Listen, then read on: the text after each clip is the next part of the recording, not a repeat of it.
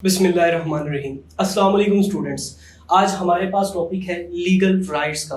बड़ा ही important topic है, अगर आप देखेंगे तो पास्ट पेपर्स में बहुत दफा पूछा गया है। सबसे पहले हम बात करते हैं लीगल की। इन दोनों सेपरेट वर्ड्स को देखते हैं। सबसे पहले लीगल। लीगल का मतलब क्या होता है? लीगल का मतलब होता है ऐसा लॉ जिसमें फोर्स हो, फोर्स ऑफ लॉ, जिसे लॉ जो है वो फोर्स करवा सके। अगर उसे कोई तोड़े तो फिर जो लॉ है वो उसे पनिशमेंट दे, तो उसे हम कहते हैं लीगल। और अगर राइट का मतलब देखा जाए तो राइट का मतलब होता है इंटरेस्ट, एक फायदा। और अगर ओवरऑल मतलब देखा जाए तो फिर होता है an interest which has force of law, force of law। एक ऐसा लॉ, एक ऐसा राइट जिसे इन्फोर्स करवाया जाए लॉ से। ये जो लीगल राइट्स होते हैं ये रिकॉग्नाइज्ड होते हैं, मतलब जो लॉ है इन्हें ग्रांट भी करता है और फिर इन्हें प्रोटेक्ट भी करता है।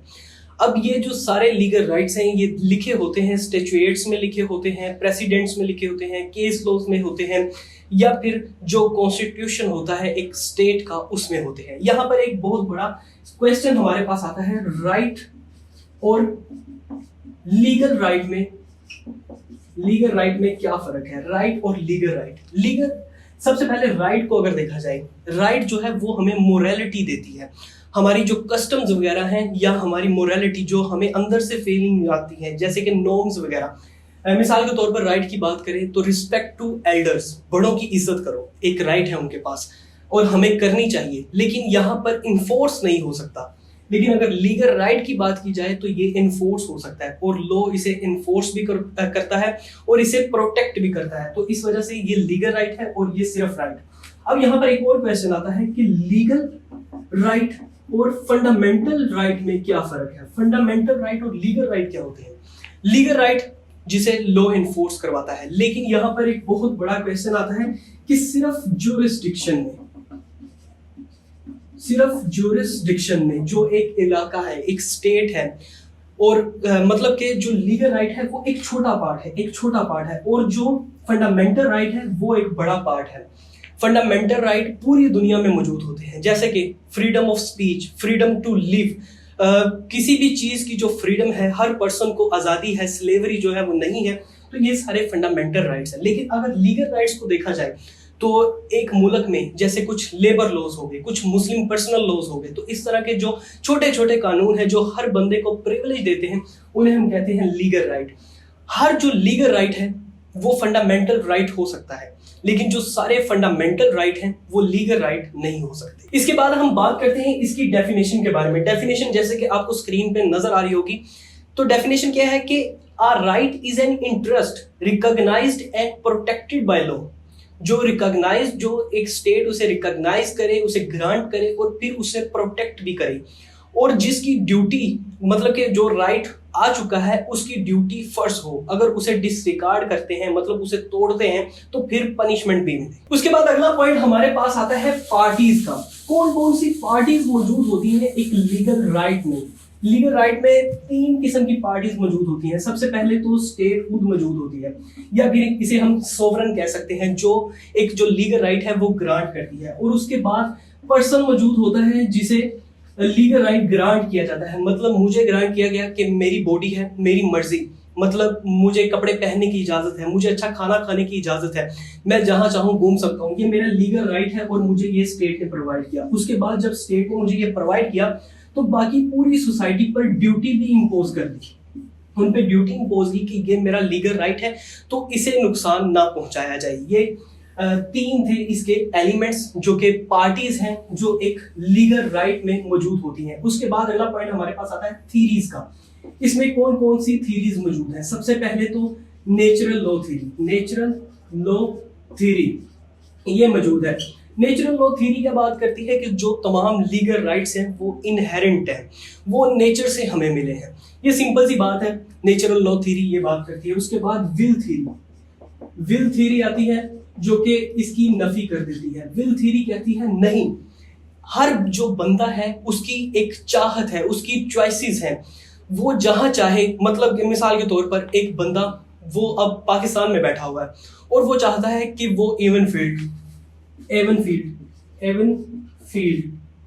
नवाज शरीफ के घर के साथ अपना घर, अपना अपार्टमेंट लेना चाहता है, तो उसके पास ये राइट है, ये उसकी चॉइसेस है, उसके पास इतनी पावर है, इतनी इस्तात है कि वो ले सकता है। ये विल थ्योरी यही बात करती है कि उसके पास पावर है, उसके पास चॉइसेस हैं, जैसा उसका दिल करे वो कर सकती है। लेकिन यहाँ पर एक और थ्योरी आती है जो कि है इंटरेस्ट थ्योरी।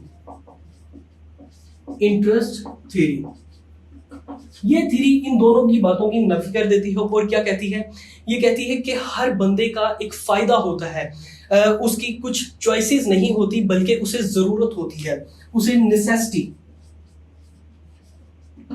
उसे जरूरत होती है कि वो जहां चाहे जमीन ले सके।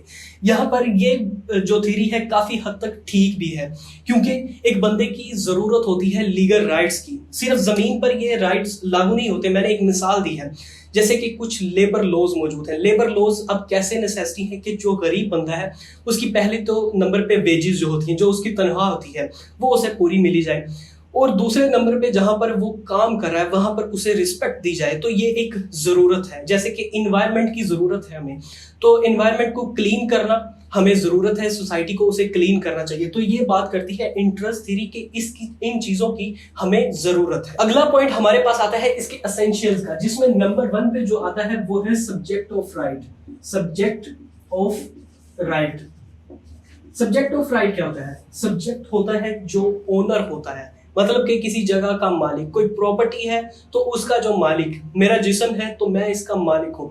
कोई भी जो ओनर होगा, जिसके पास सारे राइट्स होंगे कि वो उसे यूज करे, उसे ट्रांसफर करे या फिर उसे परचेज करे, जिस तरह से भी चाहे उसे तबाह करे, ये सारे जिसके पास राइट्स होंगे उसे हम कहते हैं सब्जेक्ट ऑफ राइट या ओनर। उसके बाद दूसरे नंबर पे duty imposed on all other persons, जो तमाम दूसरे शख्स हैं। जब एक बंदे को राइट दे दिया गया, उसके बाद पूरी जो बाकी सारे जो सोसाइटी है, पूरी सोसाइटी है, उसे ये कह दिया जाता है कि ये फला बंदे का राइट है, अब आपने उसके इस राइट को इन्फ्रिंज नहीं करना। तीसरे नंबर पे हमारे पास आता है सब्जेक्ट मैटर। सब्जेक्ट मैटर या फिर इसे हम ऑब्जेक्ट भी कह सकते हैं। अब ये चीज जो है वो कोई प्रॉपर्टी हो सकती है, मतलब जो चीज हमने खरीदी है या जो चीज पे हमें लीगल राइट मिल रहा है उसे हम कहते हैं सब्जेक्ट मैटर। सब्जेक्ट मैटर में जो प्रॉपर्टी है या फिर मेरी बॉडी है या फिर कोई भी चीज ऐसी हो सकती है जिस पर हमें लीगल राइट मिलता है। जैसे मेरी बॉडी पे मुझे मिला है freedom of speech, freedom of expression, freedom to live. इसी तरह प्रॉपर्टी पे मिलता है property to use, property to transfer. तो इस तरह के जो होते हैं वो सब्जेक्ट मैटर। और चौथे नंबर पे हमारे पास आता है content of right. Content of right, content of right, कुछ प्रिविलेजेस, कुछ बेनिफिट्स जो होते हैं उन्हें हम कहते हैं कंटेंट।